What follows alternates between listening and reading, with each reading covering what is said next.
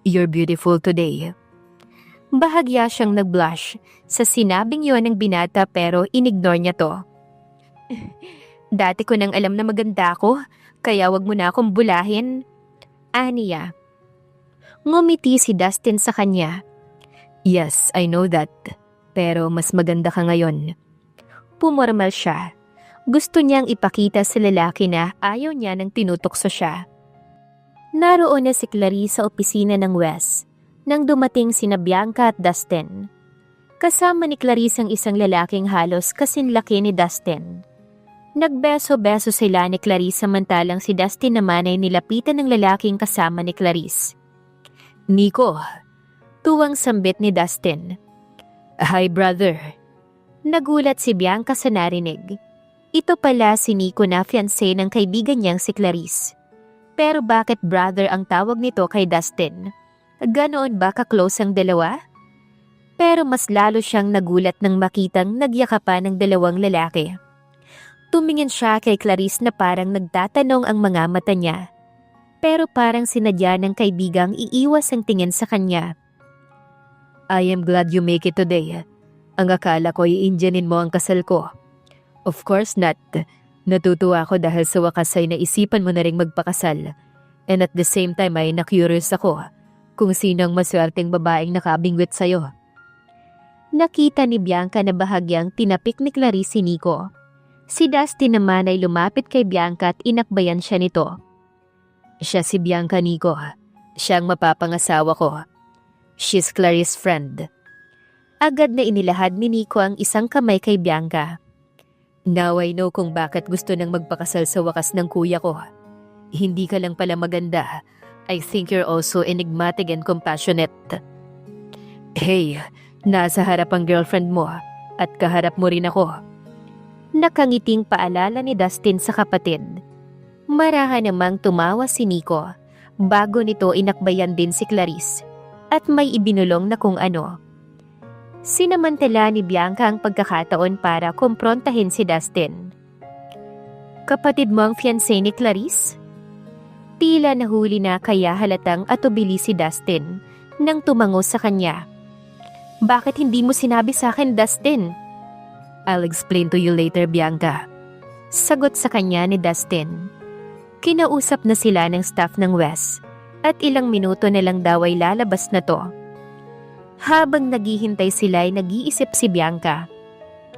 Ang sabi sa kanya ni Clarice ay mayaman daw ang boyfriend nitong si Nico. Hindi niya na lang masyadong inusisa si Clarice. Pero kung mayaman ang kapatid ni Dustin, paanong nangyaring isa lamang itong plumber? Aniya sa sarili. Naikasal kaagad sila ng Wes. Nang halikan siya ni Dustin sa labi, ay parang naparalisa si Bianca. Hindi niya akalaing sa labi siya nito hahalikan. Ang inaasahan niya ay sa pisngi lang. Gusto niya sanang magalit sa lalaki na ngayon ay asawa na niya. Pero bakit naisip niyang, bakit ba siya naaapektuhan? Palabas lang ang lahat ng to, katulad ng kasal nila. Hindi siya dapat magpaapekto. Dustin is just doing his part. Ganoon din dapat ang gawin niya. Parang nanginginig ang kamay niya nang hawakan ng ballpen, signing her maiden name for the last time in the registry. Pagkatapos ng kasal ay kinausap ni Dustin sina Clarice at Nico na sumunod na lang sa isang restaurant. Nagulat siya nang malamang may ipinareserve na table sa restaurant na yon si Dustin. Habang kumakain ay nakikinig lang si Bianca sa usapan ni na Dustin at Nico. May sinasabi si Nico tungkol sa plantation sa Honolulu at sa cannery sa US na pinuntahan nito. Si Clarice naman ay kunwaring inaaliw siya. Pero wag kay halatang niloloko lang siya ng kaibigan dahil alam na may kasalanan nito sa kanya. Natapos silang kumain at paglabas sa restaurant, ay inihatid pa sila ni na Clarice at Nico sa kanilang kotse. Saan ang honeymoon niyo, kuya? Tanong ni Nico kay Dustin. Baka sa Baguio o kaya'y sa Tagaytay. Ipapasyal ko si Bianca sa pineapple farm doon. Dito lang kayo sa Pilipinas? Mukhang nagiging kuripot ka na yata ngayon, kuya. Bakit yung ex-GF mo ay sa Venice mo pa dinala? Ano nga ba ang pangalan nun? Eh Nico, tumigil ka okay? Saway ni Dustin sa kapatid. Oops, sorry. Nakangiting sabi nito saka bumaling kay Bianca. Past na yon kaya kunwari wala ka nalang narinig. Nagbago na ang kuya ko. Kaya nga nagpakasal na siya finally. Mabait si kuya, lalo na kapag tulog. Napansin ni Clarice na kumunot ang noo ni Dustin. Kaya hinampas nito sa braso si Nico. Ano ka ba Nico? Baka mapiko na si Bianca. Pasensya ka na sa akin, ganito lang talaga ako. Sabi ulit ni Nico kay Bianca.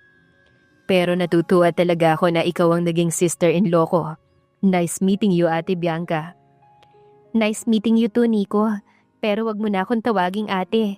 Dahil mas matanda pa sa akin si Clarice. Sa sinabi ni Bianca ay biglang nagprotesta si Clarice. 8 months lang naman ang tanda ko sa'yo, Bianca. Nito. Mas matanda ka pa rin. Nakangiting sabi ni Bianca sa kaibigan. Hindi nagtagalay sakay na sila ni Dustin ng kotse. Sina Clarice at Nico naman ay may dala namang sariling sasakyan. Anong gusto mong palabasin? Maang nanapasulyap sa kanya si Dustin. Bago nito muling ibinalik ang atensyon sa pagmamaneho. What are you saying? Bakit ka nagpanggap na tubero? Hindi ako nagpanggap kundi napagkamalan mo ko, remember? Bakit hindi mo ko itinama? Kakontsabo mo pa si Clarice sa panluloko sa akin. Masama ang loob na wika ni Bianca sa asawa. Hindi naman kita niloko. Itinago namin ang totoo pero hindi para lokohin ka. Para ano? Para gawin akong hibang at katawa-tawa? Bianca. Inis na binuksan ni Bianca ang dalang bag at kinuha mula roon ang isang tseke. Iniaabot niya to kay Dustin. Here's your check. Yan ang napagkasunduan natin. Umiling si Dustin at tumangging kunin ang kotse. I can't accept that. Pumayag akong magpakasal, hindi dahil sa pera. Nagulat naman si Bianca sa narinig. Nang makilala niya kanina si Nico at malamang kapatid ito ni Dustin, ay pumasok sa isip niyang hindi siya pinakasalan ng lalaki nang dahil sa perang inoffer niya. Pero bakit nga ba ito pumayag na magpakasal sa kanya? Then, why did you marry me? Nagkibit ng balikat si Dustin. I just want to help you. Sagot nito sa kanya. Muling iniaabot ni Bianca ang tseke sa lalaki. Here, take this. Kalahati ito ng napagkasunduan nating amount. Kunin mo na to dahil ayokong magkaroon ng utang na loob sa'yo. Walang nagawa si Dustin kundi ang kunin ng tseke mula sa kanya. Pwede ko bang malaman kung ano talaga ang trabaho mo? Tanong niya sa lalaki maya-maya. Connected ako sa Manalo Food Science na ang mga produkto ay juices, fresh juice, dried fruits, canned pineapple, and other packaged fruits. Hindi na kumibo si Bianca. Ngayon pa lang at iniisip niya na kung totoo ba ang sinabi ni Dustin na gusto lamang siya nitong tulungan kung kaya't pumayag ang lalaking magpakasal sa kanya. Pagkapasok sa kondo ni Bianca, ay agad niyang dinala si Dustin sa guest room. Ito ang magiging kwarto mo. Wala pang mga gamit mo, kaya ikaw na ang bahala kung kailan ka kukuha ng mga gamit mo para dalhin dito. Kung gusto mo ay doon na lang tayo magstay sa bahay ko at... May I remind you this, Mr. Dustin Manalo. Totoo nga ang ating kasal pero hindi pwedeng maging totoo ang pagsasama natin. Ito ang napag-usapan natin at kailangang tumupad ka sa kasunduan. Nakangiting tumango-tango sa kanya si Dustin. Okay. Eto nga palang duplicate key dito sa kondo. Sabi ni Bianca bago iniabot sa lalaki ang susi. Thanks, eto naman ang susi sa kotse mo. Kinuha ni Bianca ang susi ng kotse niya at inilagay sa loob ng kanyang bag. Aalis ako ngayon para sumaglit sa bahay ko at kumuha ng mga gamit.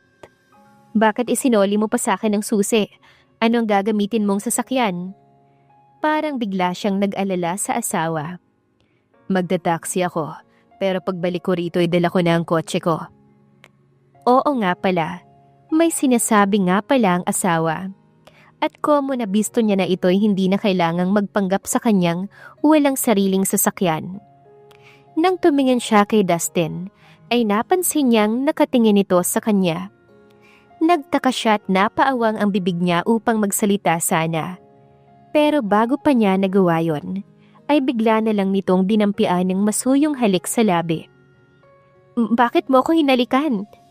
Paasik niyang tanong sa lalaki pagkatapos ng halik na yon. Because I wanted to. Hindi mo ba narinig ang sinabi ko sa'yo kanina? Hindi mo ba yun naintindihan? Kasal nga tayo pero hindi totoo ang ating pagsasama. Parte lang ng kasunduan natin kaya tayo magkasama ngayon. I thought I made myself clear. It was just a kiss. Parang ang hindi ko naramdaman. Pero sa tingin ko ay hindi ka naman magagalit dahil hinalikan kita. You sound like you're complaining dahil kulang ang halik ko. Tila nakakalokong sabi ni Dustin sa kanya habang may pilyong ngiting naglalaro sa mga labi nito. What? See you later, honey. Nang umalis si Dustin ay para ring itinulo si Bianca sa kinatatayuan niya. She keeps on telling herself not to trust anything about the man, even her own instinct. Dala ng pagod ay nakatulog si Bianca, pero nang dumating si Dustin sa kondo ay nagising siya. Hindi nga lang siya nag-abalang lumabas ng silid niya at kausapin to. Nang gumabi na ay inion niya ang television set at DVD. Nanood na lang siya ng English film, pero hindi pa man nangangalahati ang pelikulang pinapanood niya nang kumatok si Dustin. Bianca? Tawag nito. Nagpakawala siya ng isang malalim na buntong hininga bago bumangon mula sa kama at binuksan ang pinto. Bakit? Anong kailangan mo? Dinner's ready. Nagulat si Bianca sa narinig na sinabi ng asawa. Nagluto ka na? Maang niyang tanong dito. Yup, hindi ako nagugutom. Hindi pwedeng hindi ka kumain. Magugutom ang baby.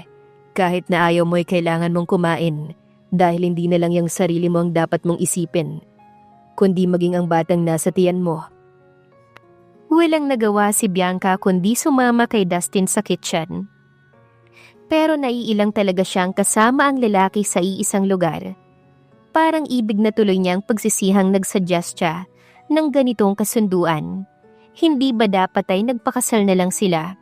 Pero hindi niya inayang tumira rito sa kondo niya ang lalaki. Bukod sa rice at fresh mangoes, ay may nakahaing lapu-lapu with sauce sa mesa at chicken and veggie stir-fry soup.